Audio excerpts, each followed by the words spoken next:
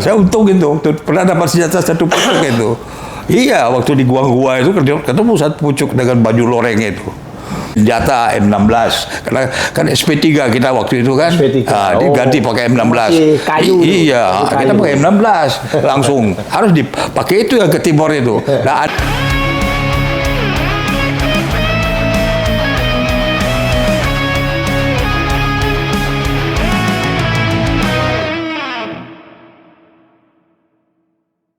Assalamualaikum warahmatullahi wabarakatuh, sobat veteran dimanapun berada.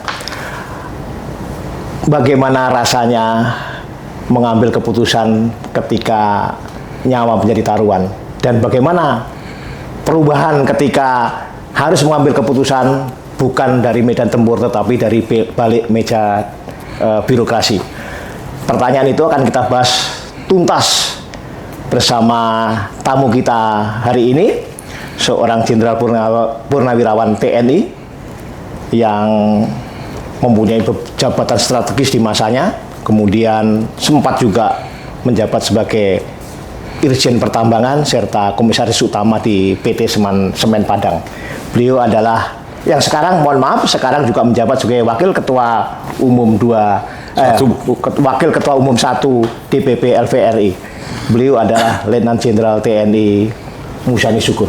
ya. Selamat siang, Bapak. Selamat siang, terima kasih undangannya. Ya, baik, sehat. Alhamdulillah. Ya. Bapak, Bapak terkenal sebagai seorang jenderal infanteri ya, Pak, ya, dari Kesatuan Infanteri yang penuh dengan pengalaman operasi. Kami yang generasi muda, Bapak, di luar maupun di dalam veteran, tidak semua mengalami penugasan operasi seperti Bapak. Bapak berkenan menceritakan sehingga kami bisa mengambil hikmah dari perjuangan Bapak ketika tugas operasi itu, Bapak. Oh iya, bisa ya. Jadi kalau saya mulai dari awal ya, awal kita itu kan berangkat sekitar setelah kita lulus dari Akademi Militer ya. Saya lulusan tahun 65. Kemudian pada tahap akhir itu kan ada latihan kecabangan. Ya, kita oleh lulusan akademi itu ditentukan jurusan-jurusan. Kita ditaruh di mana. Walaupun sebelumnya kita diberi kesempatan memilih apa yang akan kita mau di bidang apa, tapi kenyataannya pada akhirnya ada psikotes yang menentukan kemana kita akan pergi itu, ya. Nah, kebetulan saya memilih waktu itu untuk jurusan seni sebenarnya. Ya. Bukan infanteri ya, Pak? Bukan. Kenapa seni? Karena waktu saya SMA kelas 2 di kampung saya di Solok sana, itu Taruna Atekat ya. Yang waktu itu yang paling senior itu adalah angkatannya Pak Tri itu, Pak Tri Sutrisno. Nah, mereka sebelum menuju medan laganya itu mampir di kota saya dan tinggal di rumah-rumah rakyat. Nah, saya berkenalan dengan beberapa dari mereka. Mereka menyatakan kami ini atekat. Waktu itu belum akademi seni. Waktu itu belum atekat. Nah, kami jurusannya seni. Ada bedanya dengan Magelang. Kalau Magelang kan tempur, dia bilang. Kalau seni ini ada untungnya, dia bilang. Kalau kita lulus nanti dari akademi seni setelah 3 tahun ada di akademi, kemudian kita bisa dalam satu waktu bisa melanjutkan kuliah di ITB. Tinggal tambah 2 tahun kita bisa jadi insinyur juga, dia bilang gitu. Wah, itu yang menarik saya ke sana itu, maka dipilih. Tapi fakta lain menunjukkan ketika lulus ternyata jurusan itu tidak ada. Kemudian kalau biasanya kalau tidak ada jurusan yang diminta, itu dilemparnya ke infanteri. Nah, jadi saya dipindah ke infanteri. Kemudian kan ada pendidikan khususnya kecabangan infanteri sampai level kepemimpinan itu tingkat komandan kompi ya. Jadi namanya kursus dasar cabang infanteri tingkat kompi ya. Tingkat kompi. Jadi kemampuan kita itu sudah mencapai mampu memimpin selevel kompi gitu ya. Nah, kemudian kita latihan 9 bulan lagi di Citatah. Kemudian teorinya 3 bulan ada di Cimahi, kemudian prakteknya 6 bulan ada di Citatah itu. Nah, kemudian setelah itu ada lagi selesai acara pendidikan Kusar Cap itu, ada lagi psikotes untuk menunjuk kita maunya di mana. Kan kesenjataannya sudah ada, saya infanteri. Jadi kecabangan itu sudah ada infanteri, kan sudah berbeda-beda. Nah, di antara kita itu kurang lebih 200-an orang lebih, itu suruh memilih lagi maunya di mana gitu. Nah, saya waktu itu karena udah kadung infanteri, saya pikir apa lagi. Ya udah saya pilih komando. Saya lihat gagahnya aja. Oh ya, yang gagah tuh Kopassus, dan waktu itu kan tahun 67 itu kan trennya kan Kopassus kan sedang namanya kan sedang melangit gitu. RPKD waktu itu. RPKD zaman itu, jadi belum Kopassus. Ya saya milih RPKD, ada beberapa orang, banyak yang mendaftar. Tapi kembali lagi seperti tadi, pilihan boleh banyak, tapi yang menentukan hasil psikotes. Nah, kami terpilih 20 orang waktu itu untuk Kopassus itu. Nah, ya itulah akhirnya saya bergelimang di Kopassus, di RPKD, kemudian latihan lagi 5 bulan ya di Batu Jajar, sehingga baru terjun ke lapangan itu tahun 67 awal operasi ya Pak? Ya. Operasi atau? Ya belum, artinya masuk ke unit satuan tahun 67 itu, dan saya ditempatkan kebetulan dibagi yang tadinya 20 orang itu 10 orang di Magelang. Dulu kan di Magelang ini adalah mendapat penugasan pertama waktu ada terjadi peristiwa namanya PGRS Paraku itu di Kalimantan Barat ya. Karena itu ada pemberontakan dari mereka-mereka yang sebenarnya dulu mereka itu sealiran dengan kita, karena di Indonesia kan pada tahun-tahun 64, 65 itu kan tahun-tahun di mana kita ini dipengaruhi oleh komunis ya. Nah, sehingga waktu berteman juga dengan komunisnya Kalimantan Utara, kemudian mereka memberontak. Ketika itu akan terjadi ini kan perubahan struktur pemerintahan Malaysia itu Malaya waktu itu mendirikan dirinya menjadi Malaysia ya pada tahun 60-an atau 50-an itu kejadian itu. Nah, kemudian orang-orang komunis nggak mau ya masuk dalam Malaya itu. Mereka melawan, dan karena jumlahnya kecil mereka tahu Indonesia juga banyak komunis, bergabunglah dengan komunis di Indonesia. Dan kemudian mereka melakukan perang gerilya di perbatasan. Yang awal itu ya. Kita bentukan kita tuh Bapak. Iya. Kemudian kita juga waktu itu tidak setuju dengan pendirinya Malaysia itu ya, karena ya saya juga alasan yang kuat politiknya saya tidak jelas, tapi yang jelas bahwa kita tidak tuh pembentukan negara Malaysia itu. Karena waktu itu masih dianggap oleh Bung Karno itu neokolonialisme, dia bilang itu ya. Nah, jadi itu urusan politik lah yang jelas itu. Dan kita waktu itu mula-mula waktu terjadi di Indonesia juga kan ada waktu untuk melawan, ada keluar namanya Dwi Kora. Ya, Dwi Kora itu satu bubarkan bentukan negara Malaysia itu. Kemudian yang kedua mobilisasi, Pak. Ya. Mobilisasi bukan. Yang kedua itu serpar ya, di buku saya ada itu. Ya, judulnya dibubarkan Malaysia, kemudian ya lawan neokolonialisme ya. Itu intinya. Ya, kita dikirim. Nah, pada bulan ada peristiwa pada bulan Juli tahun 74, penyerangan terhadap pangkalan Angkatan Udara di Sanggoledo, Kalimantan Barat. Ya. Itu paling ujung tuh, dekat perbatasan ya, Sanggoledo itu. Kemudian mereka pasukan-pasukan dari PGRS Paraku ini mengambil senjata dari gudang. Dapat mereka 54 pucuk dibawa lari ke hutan. Senjata dan munisinya. Nah, waktu itu terus mereka kabur, tapi tidak langsung melawan. Terus senjata, tapi hilangnya mereka orang-orang kampung di situ. Orang-orang yang tinggal di perbatasan itu banyak sekali orang-orang Chinese ya. Perbatasan Kalimantan Utara, Kalimantan Barat itu. Kira-kira kan di daerah Kalimantan Barat, daerah Siluas, daerah Sanggoledo itu. Ya mereka bertempur dengan pasukan lokal pertama 1 kompi, kemudian dikirim lagi 2 kompi. 2 kompi itu termasuk kompi saya dimasukkan ke detasmen yang ketiga itu. Ya. Jadi 233 lah kodenya itu 231, 232, 233. 2 itu grupnya, 3 itu detasmennya, anunya kompinya gitu. Hanya sandi aja, bukan nama batalion ya?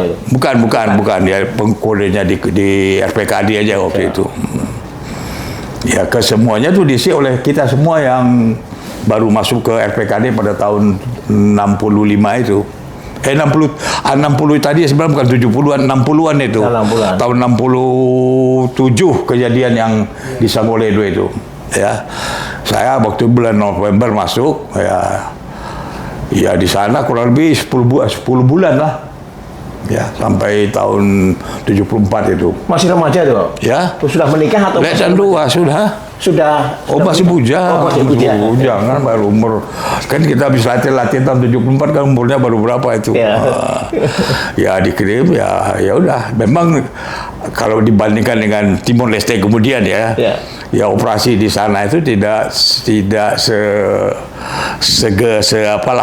tidak sehebat di Timur ya. Jadi karena kalau di Timur kan kita kalau mencari musuh itu tinggal keluar saja bergerak pasti ketemu. Tapi kalau sana carinya itu seperti cari kutu di rambut itu. Balik dulu, masuk hutan, keluar hutan, pacet segala macam. Apalagi Medan Kalimantan itu kan kadang-kadang kita 1 minggu itu nggak lihat matahari itu. Pohonnya kan tinggi-tinggi. Karena tebalnya. Iya tebal. Ya. Hutan ya. Dan kita kan biasanya juga waktu saya di sana juga ditebar itu 1 peleton, jadi nggak jadi 1. Dan hubungan juga susah. Jadi rata-rata itu aktivitas itu tergantung komandan peleton aja. Kalau mau peleton mau tidur aja ada yang tahu. Kalau mau cari musuh aja ada yang tahu. Nah, saya alhamdulillah ya agak rajin juga lah. Jadi biasanya kalau peleton itu kita bagi 5 lagi tuh, 6 orang itu. Iya. Ke arah yang berbeda-beda. Kalau enggak, ya medan yang sedua situ.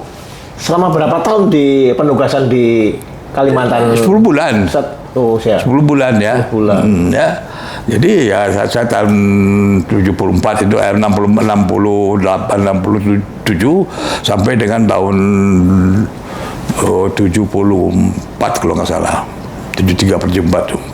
Iya.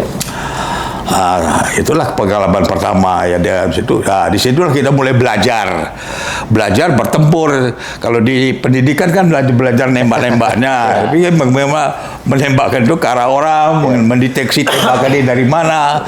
Nah kita banyak salahnya memang. Nah untungnya di RPKD itu bintara peleton itu adalah orang-orang yang sudah berpengalaman bertempur dengan DI ya segala macam ya. Mereka juga remaja pertama juga di RPKD waktu itu, tapi mereka pengalaman DI-nya kan luas. Ada yang di Manado, ada yang di Jawa Barat ya. Nah jadi mereka bisa bantu kita. Kalau kita kelihatannya gelagap, tenang aja Pak, musuhnya mesti jauh. Gitu. Tembakannya tidak mengarah ke sini Pak, mengarahnya ke sana Pak. Berarti anak-anak kita yang nembak. Ya dia kira diberitahu. Ya kita ya berterima kasih lah. Kan pernah juga di pendidikan kan dia diajar itu. Itu kan teknis ya. Jadi learning by doing ya, training by doing ya. Tapi ya kita tetap dan dia hargai. Jadi mereka matang, pangkatnya baru sersan 1 lah kalau bintara peleton itu. Atau kolam komandan itu sersan 2. Kita kadang-kadang waktu istirahat itu saya pernah kaget itu. Suatu malam kan sore kita istirahat itu, saya tidur terbangun teriak-teriak itu ke bintara peleton marah-marah. Itu komandan regu 3 orang itu dimarahi itu karena ada yang memukul rakyat. Nah itu dimarahi sama iya. Jadi pangkatnya beda 1, sersan 1 dengan sersan 2. Tapi berani ya itulah. Di RPKD waktu itu level dan dulunya nggak berani bantah kalau dimarah-marah. Apa kamu gitu kan beda 1. Kalau sekarang tuh mungkin dibawa lewat aja tuh omongannya. Tapi kalau di sana gitu, jadi itu yang di Kalimantan Barat kepemimpinannya ya. Jadi kita belajar dari situ. Dia banyak komunikasi dengan mereka. Dia karena jumlahnya kecil ya, lingkup itulah tempat kita belajar awal itu. Iya. Kalau di Timur sendiri Pak? Kalau di Timur sendiri bagaimana situasinya saat itu ketika kalau di Timur kan awalnya itu aja kita itu ya, gimana ya? Timur saya kan sebenarnya saya ceritakan awal lah ya, Timor itu untuk Kujang itu, kita tidak termasuk orang yang yang diperencanakan untuk ikut operasi Brigade 17 di NUT itu. Maka ada permintaan waktu itu dari bukan dari Kongo, dari Mesir atau dari Lebanon untuk mengirim satu batalion 305 diberangkatkan ke sana. Tinggal kita 2 batalion, 30 sama 328. Nah, tiba-tiba pada tanggal 6 Desember kan penerjunan Dili. 6 Desember. 6 Desember Ya, 75 itu. 75. Nah, pada tanggal 3 Desember Komandan Brig pulang dari Dili langsung membriefing kita supaya kita persiapan untuk segera berangkat ke Madiun, karena anunya di Madiun, daerah debarkasinya. Dari Madiun baru diantar nanti ke Kupang. Dari Kupang baru diterjunkan di Dili. Nah, itu persiapannya. Jadi dalam 3 hari kita harus sudah mempersiapkan batalion itu berangkat, bayangin. Dan tahun itu adalah tahun di mana Brigif itu Kostrad itu sudah dalam reorganisasi untuk meremajakan prajurit-prajuritnya. Kalau waktu saya masuk pertama kali di batalion itu jaga kesatria itu ada yang kopral. Iya. Ya udah, jadi bukan prajurit lagi yang berdiri di rumah jaga itu, kopral, karena senior semua. Udah tua-tua juga, udah umur-umuran. Nah, itu yang mau mereka ada perangnya sudah pengalaman, yang nangkap DI, Kartosuwiryo, kan mereka ini orang-orang yang tuh, termasuk komandan-komandan. Baru yang saya ganti itu sebagai wakil komandan batalion Pak Umar Sumarla, itu kan yang menangkap ini, Pak Umar itu yang menangkap Kar Muzakar di Makassar itu. Dia mah orang-orang yang udah terlatih semua. Ya, pasukan elit lah mereka itu di Siliwangi waktu itu. Tapi sekarang kan mereka berada di bawah Kostrad. Jadi akhirnya tanggal 3 datanglah yang namanya helm, senjata, ransel, apa semua perlengkapan tempur itu baru datang dari Jakarta, yang mulai tanggal 3 itu siang malam. Kasih menyiapkan personil, karena diminta personil 500 orang, atau 500 siapa yang berangkat, kemudian kasih menyiapkan logistik yang penting, barang-barang apa yang masuk, senjata M16, karena kan SP3 kita waktu itu kan, diganti pakai M16. Iya, kita pakai M16 langsung, harus dipakai itu yang ke Timor itu. Nah, ada pakai koreksi udah agak sempat di lapangan nembak gitu aja udah. Koreksinya koreksi perorangan lah, kalau nembak lurus ini larinya ke kanan ya ke kiri kanan aja waktu nembaknya gitu. Ya, jadi nggak sempat berangkat. Sehingga payung segala macam. Kemudian tanggal 6 itu berangkatlah ke Madiun. Nah, di Madiun masih terima lagi itu sambil nunggu. Karena giliran juga berangkat ke Kupang, itu pesawat nggak bisa ngangkut sekaligus. Nah, dari sana baru sebenarnya maka waktu itu yang terjun di Baukau itu 330 tidak jadi, padahal kita udah bawa payung. Akan diterjunkan tadinya bersama 328 itu, tapi ketika 328 masuk ke Kupang, nah di sana ada Kopassus yang tidak terjun itu, kalau ulang 70 orang. Kemudian ada batalion dari Brigif 18 itu, dari kalau nggak salah batalion 502 yang belum terjun, dikumpulkan. Ada Kopaska, ada Paskas, PGT waktu itu, mereka dikumpulkan. Nah, kemudian pada tanggal 10 mereka lah yang terjun di Baukau. Tapi dia pimpinannya, komandonya dari Brigif 17 langsung, dan Brig waktu itu Pak Sugiarto. Iya. Nah, kita baru mau menuju dia pasti tidak, karena sana udah terjun, tidak perlu lagi terjun, maka kemudian kita tidak lagi juga dikirim ke Madiun, langsung ke Surabaya, tunggu pesawat berangkat.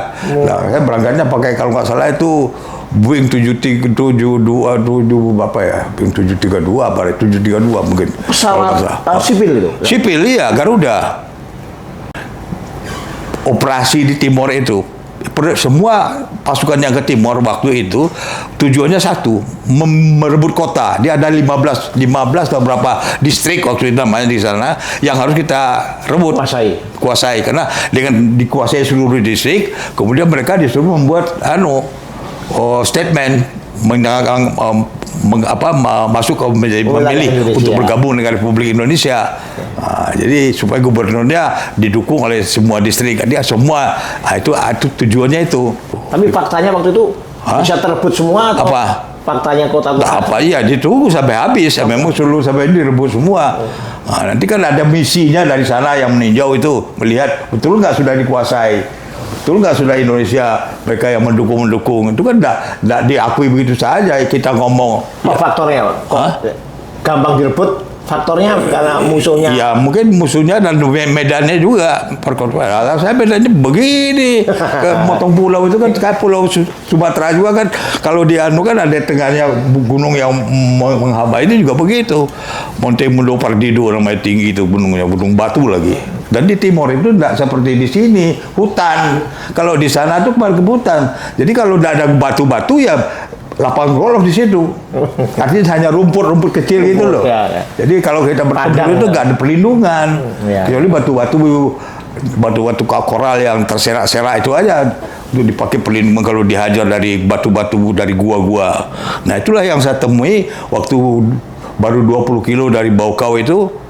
Di situ kita kena. Nah, kita kena itu juga ada ya, sebenarnya perintah itu sudah saya kasihkan waktu itu sore hari, malam hari, dari marinir yang di depan itu ke pasukan ya yang berangkat bersama saya itu batalion saya 500. Kemudian ada marinir 1 kompi infanterinya, kemudian ada 5 panser amfibinya, 3 tanknya amfibi.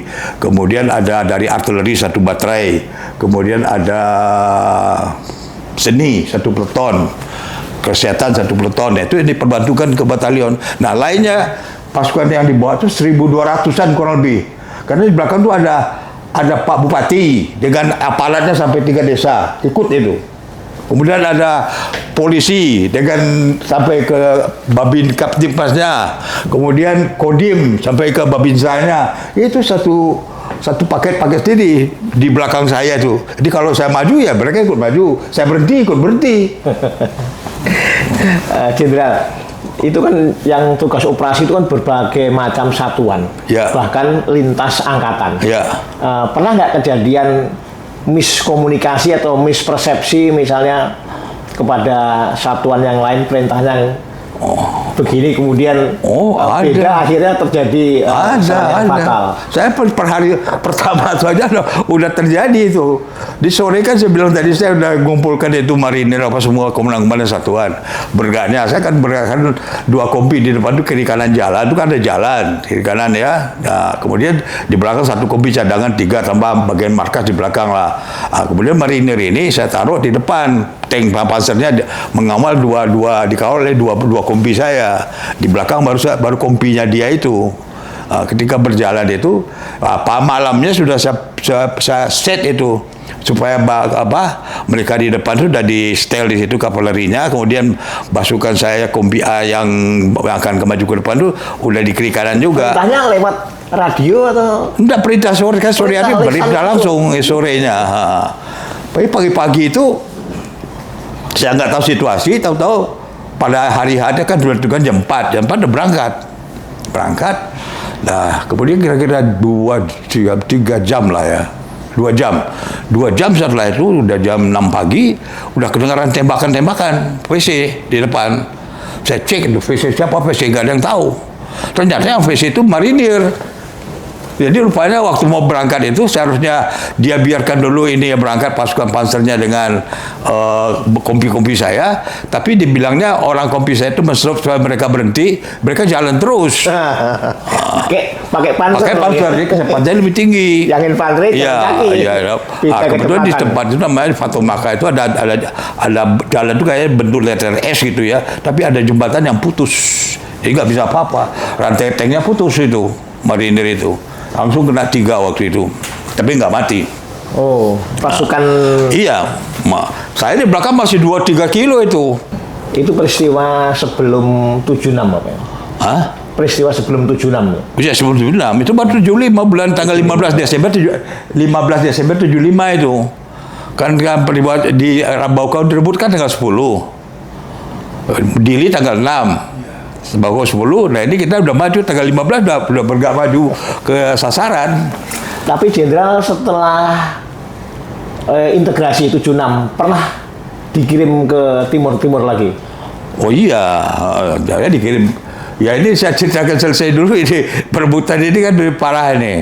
Ini juga terpaksa saya harus melambung lagi. Saya kan selalu dibilang sama Pak Tanjung, udah kau bawa 2 kompi itu, kau lambung aja dari ambil langsung kalau perlu ambil langsung Penilale. Kan ada itu namanya Berkoli terus Penilale.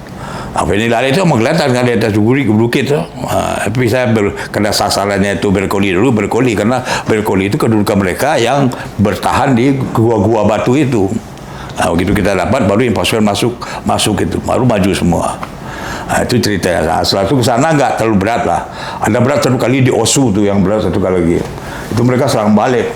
Kita duduki Osu itu, terus kemudian malamnya diserang dengan rakyat. Pakai bakar-bakaran gitu. Kepung kita di dalam benteng. Kan ada benteng di Osu itu. Maksa mundur ke Buai 2, di situ ada sekolah perawat itu namanya di Buai 2 itu, mundur ke sana. Paginya kebetulan jembatan yang tadi rusak di situ kan tidak bisa dilewati, Panzer sehat. Saya naik Panzer lagi, saya kejar lagi ketemu saya. Nah, terus setelah itu 2 hari kemudian ke Biaso Marinir, saya tempatkan di Biaso Pantai. Itu selesai penarikan itu dengan jaraknya dengan deklarasi integrasi itu berapa lama loh? Ya, nah, acara itu kan saya di sana saya 3 bulan. Saya awal itu cuma 100 hari saya di Timor itu. 100 hari, ya. Karena sebelum berangkat, saya diberi kesempatan ikut ujian sekuat. Dan lulus. Pengumumannya pas habis berebut PKK itu dan Blik datang. Saya dengan pejabat komandan saya lulus. Sebenarnya di sana 3 orang yang harus lulus. Kenapa Pak Mantri juga gabung dengan kita itu situ. Pak Mantri. Mantri ya, bos deh ya. Gabung 3 orang, sama-sama 3 sama-sama ujian sesko tuh. Beliau belum ada yang ngabarin, kan Siliwangi beliau. Waktu itu beliau di Siliwangi, saya Kostrad, yang beritahu Kostrad. Jadi kita diberitahu, ya suruh pulang. Pak Mantri belum suruh pulang nih. Ini pulang, saya pulang, masuk ke sesko. Tapi ketika saya sampai di sesko, Pak Mantri sudah ada. Tapi setelah selesai sesko, tim-tim sudah bagian dari Indonesia juga. Oh, sudah. Itu kan sudah. Kan sesko saya kan 11 bulan. November berangkat. Tim-tim lagi. November. Juli 77. Iya. Berarti setelah integrasi ya, Iya sudah integrasi. Saya dioper ke barat sekarang, ke Suai. Di Gunung Taroman, sasaran 1 itu kan sedang melakukan perebutan. Jadi kan kita itu kan terhambat pemilu pasukan banyak ditarik. Nah, tempat-tempat yang tadinya udah kita diduduki lagi oleh musuhnya itu. Itu harus dibebaskan lagi. Pemilu tahun 77. Iya, nah itu harus dibebaskan. Nah, saya dapat sasaran 1 Taroman itu, Gunung Taroman itu, ketingginya 1750, saya mesti ingat itu. Nah, di gunung itu dikelilingi sungai itu. Berarti sebenarnya situasi keamanan pasca 76 pun masih belum kondusif di. Belum ada kondusif, itu 82 juga belum kondusif. Setelah 85 saya jadi komandan sektor juga belum kondusif. Jadi lama Timor itu baru kondusif itu ya sebenarnya waktu tahun 85-an itu sudah aman ya. Tapi cuma kan namanya gerilya, dia mengintai kapan kita lengah. Nah, itu. Jadi kondisinya udah baik. Saya dari VKK itu udah bisa naik jeep aja dengan 1 jeep dengan 1 pengawal satu regu itu udah bisa ke Bokau gitu. Dari Bokau ke Dili gitu. Nah, ini Jenderal. Kalau saya simpulkan kan peristiwa atau kondisi di Timur sebelum 76 dengan setelah 76 kan relatif tidak berbeda. Yeah. Nah, pemerintah juga mengklaim sebelum 76 itu juga penegakan kedaulatan. Yeah. Setelah itu juga penegakan kedaulatan. Yeah. Tapi kenapa di dalam Undang-Undang Nomor 15 itu membedakan perlakuan khususnya tentara TNI Polri yang berdinas di sana sebelum 17 Juli 76 dianggap sebagai veteran, setelahnya tidak. Ya jadi gini. Jadi kan setelah penyerahan kedaulatan itu tahun kan. TNI itu kan mengadakan perintah dari Pak Bung Hatta waktu itu Wakil Presiden, ada reorganisasi dan revitalisasi pokoknya RERA namanya. Reorganisasi. Pokoknya di situ yang bertempur melawan Belanda ini kan jutaan manusia di seluruh Indonesia. Ya, dari tahun yang berjuang artinya tahun 45 sampai tahun 49 itu jutaan orang. Ada petani, ada orang kerja bengkel, ada pokoknya guru, ya apa semua ikut berjuang. Dokter, perawat, apa semua kan ikut berjuang. Itu masa dibiarin aja. Negara kan tidak bisa begitu. Nah, ini harus disaring satu persatu.